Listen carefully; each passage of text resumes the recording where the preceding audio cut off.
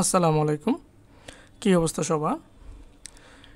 ৬০ নম্বর প্রশ্নে বলছে, যদি তেলের মূল্য 25% বৃদ্ধি পায় তবে তেলের ব্যবহার শতকরা কত কমালে খরচ বৃদ্ধি পাবে না? আমাদের এরকম অঙ্ক অনেক দেখছি আমরা, বা পরীক্ষায় অ্যান্সার করছি বা করতে পারে নাই। এটা শর্টকাটটাও আছে, সেটা ডিসক্রিপশনে দিয়ে দিব।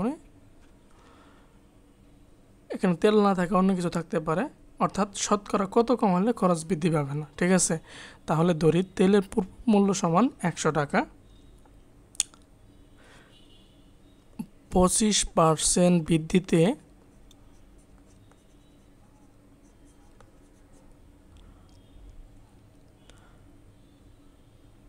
বর্তমান মূল্য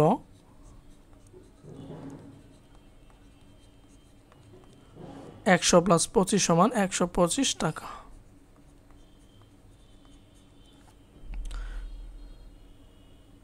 এখন 125 টাকায় তেলের ব্যবহার কমাতে হবে কত টাকা?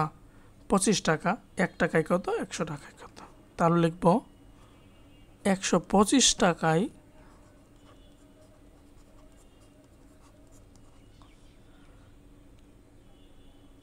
বা তেলের ব্যবহার বা তেলের খরচ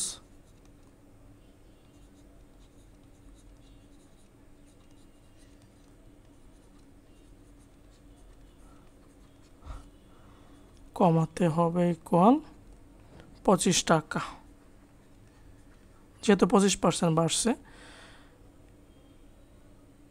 1 টাকায় তেলের ব্যবহার কমাতে হবে ইকুয়াল 25/125। পরিহিসাব করতেছি।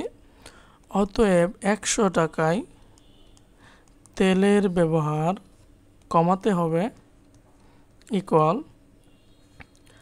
25 গুণন 100 হচ্ছে 125। আচ্ছা, 5 20 100,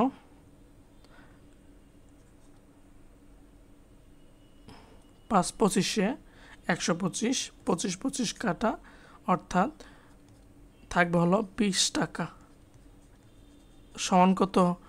20%। ঠিক আছে, তাহলে শতকরা 20% কমালে, খরচ কমালে এর খরচ বৃদ্ধি পাবে না। ঠিক আছে, আশা করি ক্লিয়ার। এরকম প্রশ্ন আসলে আমরা সমাধান করতে পারবো লিখিততে।